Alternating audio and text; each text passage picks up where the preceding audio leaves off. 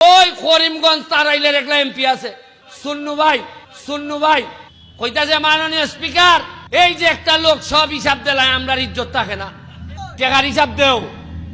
আমি এই কথা কইছিলাম দেখিয়া আমার নামে বিচার মহান সংসদ, আর আমি এর বেটারে জিগাই তুমি নু বিরোধী দল, তুমি সরকারের বিরোধিতা করতে, তুমি আমার বিরোধিতা করো কিতা?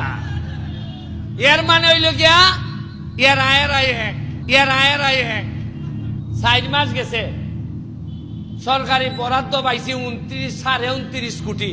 কত পাইছি? আগে জীবনে উঠুননি, আগে থেকে ফার্স্ট টাকাও জানলাম না। টাকা আইলো কোনাইন দিয়া, গেল কোনাইন দিয়া। এই জায়গার মধ্যে মিটিং হয়েছে অন্তত 50টা, হয়েছে না?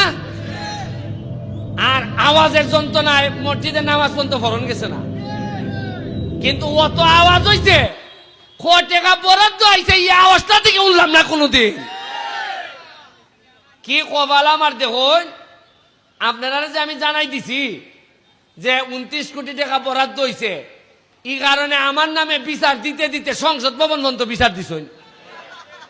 ওই করিমগঞ্জ তারাইলের একটা এমপি আছে, তার নাম বিরোধী দল বেটা করে সুন্নু ভাই। আমার বড় কষ্ট হয় তারাইল করিমগঞ্জের মানুষের লেগে। সুন্নু ভাই আমার লেগে বিচার দিছে নিয়া সংসদ, কইতাছে মাননীয় স্পিকার, এই যে একটা লোক সব হিসাব দিলায় আমরা ইজ্জত থাকে না। আমি জীবনে ভাই উনছি না আপনারা টেকা, আপনারা কইতাছি আমি ভাই ই টেকা আপনারা আইছে, আপনারা আমারে কইতা কেমনে খরচ করছো জানাও, টেকার হিসাব দেও। আমি এই কথা কইছিলাম দেখিয়া আমার নামে বিচার মহান সংসদ, আর আমি এর বেটারে জিগাই তুমি নু বিরোধী দল, তুমি সরকারের বিরোধিতা করতে, তুমি আমার বিরোধিতা করো কিতা?